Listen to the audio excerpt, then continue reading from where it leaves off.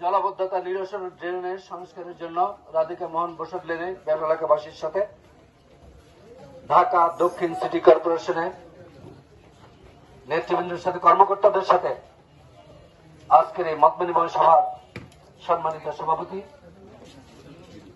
জনাব মফিজুর রহমান খান, মঞ্চ বিশিষ্ট কোতালি থানা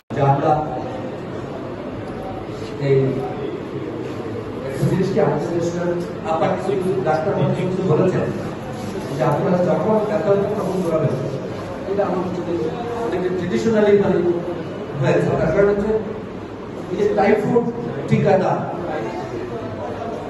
ফ্রি দিচ্ছে, এটা কিন্তু কোঅর্ডিনেশন মানে ফ্রি দিচ্ছে। ঠিক আছে, কারণ জানো এখানে অনেক শিক্ষা প্রতিষ্ঠান, অনেক মাদ্রাসা, অনেক মসজিদের ইমাম সাহেবরা রয়েছে। আমরা সকলে মিলে যদি এই ক্যাম্পেইন টাইফয়েড টিকাদান ক্যাম্পেইন, তাহলে আরো সমাজ হবে।